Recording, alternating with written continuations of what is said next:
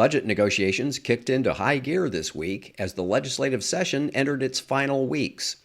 And a watchdog commission reviewing the Trump administration's Operation Midway Blitz has accused federal immigration officials of misconduct and referred their cases for possible prosecution. From Capitol News, Illinois, it's Friday, May 8th. We'll talk about those stories on this edition of Capitol Cast.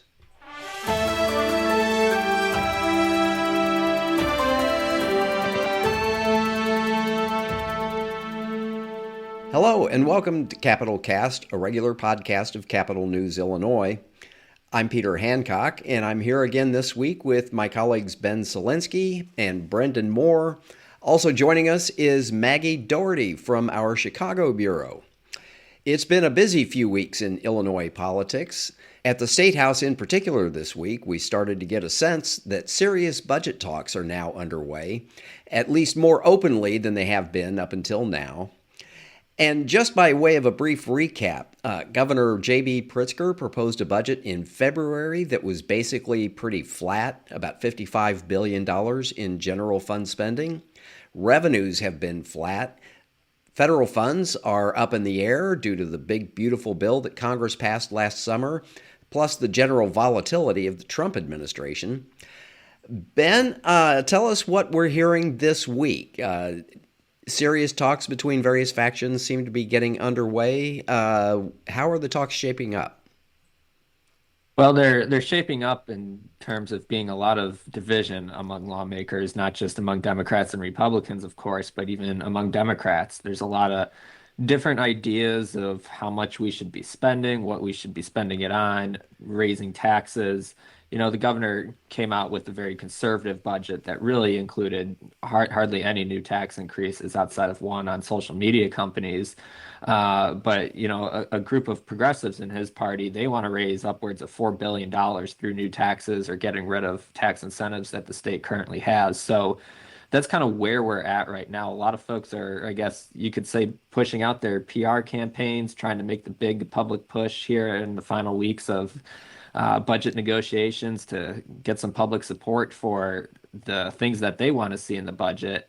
Ultimately, you know, a lot of the stuff is being hammered out behind the scenes among, you know, top budget negotiators within caucus meetings.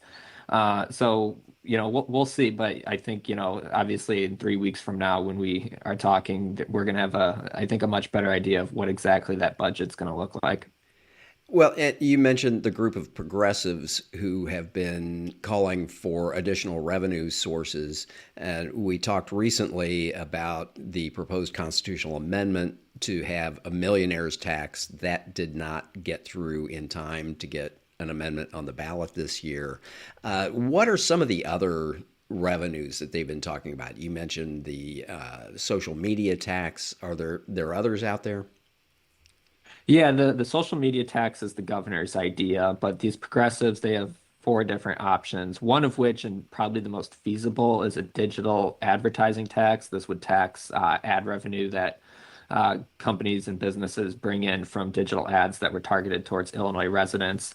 You know, this one has, I think, a little bit more broad support among lawmakers. It nearly made it in the budget last year, so I wouldn't be surprised to see this one potentially make the final cut. But then some of the other things that are on the list are things that it's questionable if they're even feasible legally. A tax on billionaires' assets, even if they're not sold, is one thing that these progressives want to do. The governor has openly said he's not sure that we can even legally do this. That's not been done before. Another idea would be getting rid of a lot of the tax incentives that we have in the state to create jobs and for these economic development projects, which are very popular among both the governor and lawmakers in both parties. I don't think that's going to be very high on anybody's list of getting rid of these job creation tax incentives. So that's kind of what we're taking a look at here. You know, the progressives say this is all about going after big corporations, billionaires, and whatnot. That's kind of the lens that they're framing it as. But, you know, I think a lot of folks, even in their own party, are going to look at some of these differently on that. Well, there have been years in the recent past when, at the last minute, lawmakers were saved from even having to have these debates by a so-called April surprise. Suddenly, money shows up, a big surge in income taxes that shows up in April tax filings. That didn't happen this year, did it? No, and it's not necessarily, a bad thing. You could certainly have a bad April surprise too, where, your revenue falls far short of projections. So this year, I think the way lawmakers are looking at it is we are right on track with where we are supposed to be, that the Commission on Government Forecasting and Accountability, their forecast for the current fiscal year is accurate, which gives lawmakers a lot of certainty. I think that's what they're really looking for over these next few weeks to see what should be included in the budget, how much revenue they actually have to work with, especially for any supplemental spending that they want to do in the current fiscal year. So, the lack of an April surprise, I don't think is disappointing anybody. I think it's really just showing that expectations are being met. And now, as we enter these final 3 weeks with that report under our belt, lawmakers are going to have a pretty good idea of exactly what they can do with this budget. Well, local governments around Illinois are also paying close attention to the budget process this year. A lot of mayors were in town this week, including Chicago Mayor Brendan Johnson. What was their message when they rallied earlier in the week? Yeah, they were essentially talking about that, the state complains about struggling under, the Trump administration and federal funding cuts that have happened here. But the mayors say that the same thing is happening to them, that they are also struggling with a lack of federal resources, a lack of resources overall, just to provide services that their residents expect. So what they're coming in for is they want a greater share of the state's income tax revenue, which it used to be 10% that they would receive, and then tax changes, a tax increase in 2011, changed that percentage down towards 6%. And over the last few years, it has started to increase very incrementally, but it still remains between 6 and 7% for the last number of years. And they want a greater share of that to provide more certainty for their own budgets. They say, without this revenue from the state, they have to make tougher decisions about the services they provide to their residents. And if the state of Illinois is interested in providing people with good services, they should be financing local governments to do that. Okay, and that's called the Local Government Distributive Fund, or LGDF. It was passed a number of years ago, I forget exactly when, kind of in exchange for the fact that local governments are not allowed to levy their own income tax, and so they were given a share of the statewide income taxes. Am I getting the history of that correct? Yeah, you're getting that right. And I think, one of the notable things that kind of came with this is Brandon Johnson was here in Springfield to ask for more taxing authority for himself and for Chicago City Council, partly because they believe that, they don't have enough power to raise their own revenue, because the state does limit, home rule authority and the ability to increase taxes for local governments to increase taxes on their own. So, he was here asking for other opportunities to do that, especially if the state is not going to provide a greater share of that income tax revenue to supplement local budgets. Okay, well, another group of local governments that started making some noise this week were local school districts. K through 12 education makes up about 1/5 of the overall state budget. It's going to be close to $11 billion in the upcoming year. Some school districts are making noise because we will be going into the 10th year of what's called the evidence-based funding formula. That was passed in 2017. It was supposed to bring about both more adequacy and equity in the school finance system. There were hearings this week. 10 years into that formula, a lot of districts are still complaining that they are far short of the adequacy marks. The Illinois Federation of Teachers, which is one of those progressive groups that's been calling for more revenue, is out there highlighting what it's like in some of these underfunded districts that aren't able to offer, elective courses like foreign languages or art or music, and they're using that as another example to show why Illinois needs to bring in more money. But I want to turn now to Brendan Moore. Outside of the budget, local governments have some other issues that they're watching. One of them is Governor Pritzker's affordable housing plan called BUILD, or Building Up Illinois Developments. That plan is not universally popular among mayors and city councils, and that was one of the things that they were talking about this week when they came into town. They offered a counter proposal to bring in more affordable housing. Why don't you fill us in on why the Build program is controversial and what they're offering instead? Yeah, so build was Governor Pritzker, one of his marquee policy proposals this session. He, in his State of the State address, kind of outlined that, it's too damn expensive in Illinois, that, as part of this affordability agenda, you have to knock down some of the barriers to one of the biggest drivers of affordability concerns, which is housing.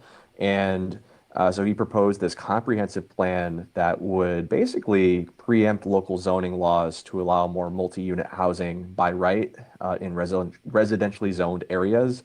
It would also legalize accessory dwelling units. And there's other things in there too, like expediting timelines for housing permit reviews and inspections, standardizing what are called impact fees for developers. Really a statewide solution to what he calls a statewide problem. Local governments, however, have pushed back pretty vehemently.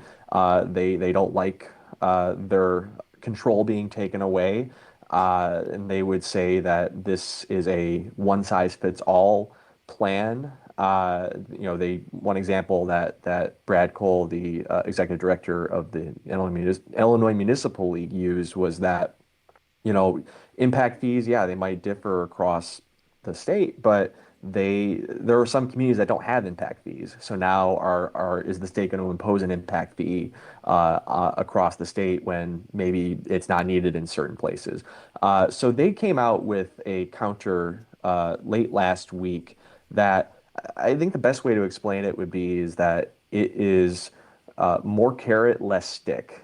It basically tries to take an incentive approach to encourage more housing in communities. Part of this is through the establishment of an incentive fund that local governments could tap into to develop more multi-unit housing. Those that opt in to allow more multi-unit housing would have priority access to some state capital funding and grants.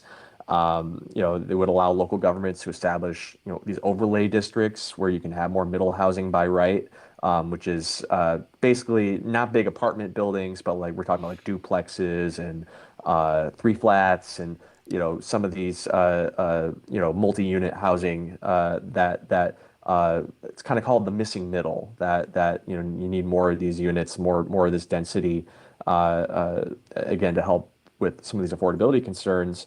There's also stuff in there that would address, because their whole thing is, yes, we want to bring down the costs and we want affordability is the big concern. So instead of taking away control, we'll do things like cap, transaction commissions or commissions on real estate transactions at 3%.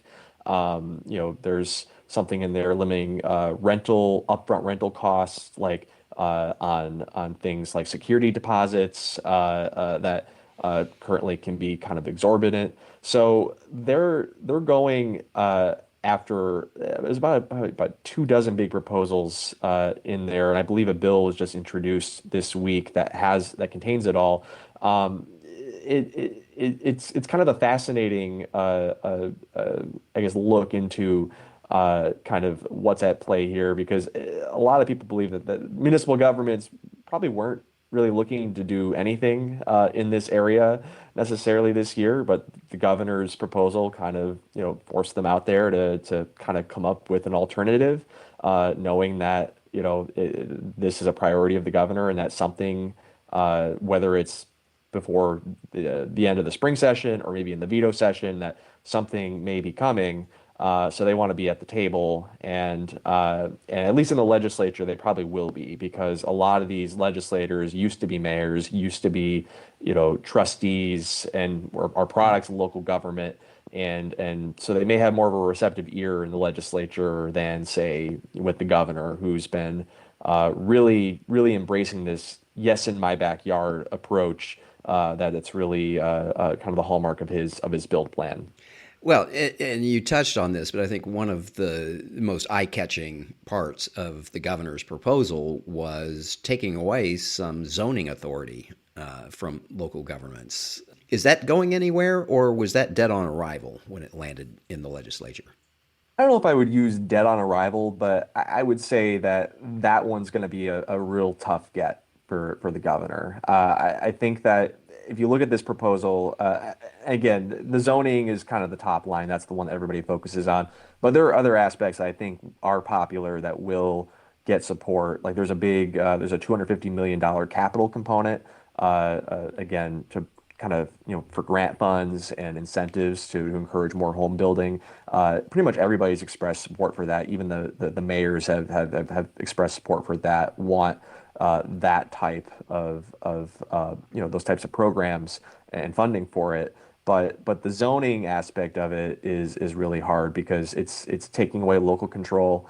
It is something that pretty much every almost every mayor, I would say, is doesn't want their zoning authority taken away. Or in the city of Chicago, obviously zoning is a very powerful tool that's wielded by usually by aldermen to shape development in their communities, and that's a power that they're not going to give away so easily. And again, legislators, I think, are more sensitive to those concerns than perhaps some of the folks in the governor's office. But I think the general sense is that, I mean, there's still negotiations going on. There were subject matter hearings in the Senate a few weeks ago. There was one in the House earlier this week. So they're taking feedback. And I think the idea is that the governor's not going to get everything he wants. The mayors obviously are probably going to have to give a little bit too, but they're hoping to get something that can pass by the end of spring session. But there are so many issues at stake here that this might be something that gets punted to the fall or even the next year. But obviously, with affordability being top of mind, I think there will be a push to try to get something done on housing, given that that is one of the main drivers of that issue. Okay. Well, finally this week, I want to turn away from the State House for just a little bit and focus on something that had been happening in Chicago. Operation Midway Blitz has been back in the news. You might remember that was the Trump administration's program to crack down on immigration in the Chicago area. It took place last summer and fall. Became highly controversial, erupting in violence in many occasions.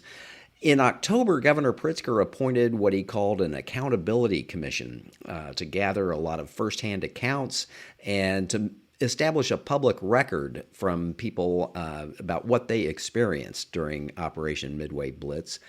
That commission came out with its report recently, and among other things, it called for holding some federal law enforcement agents accountable. Maggie Doherty, you covered that. Can you sum up for us what was in that report?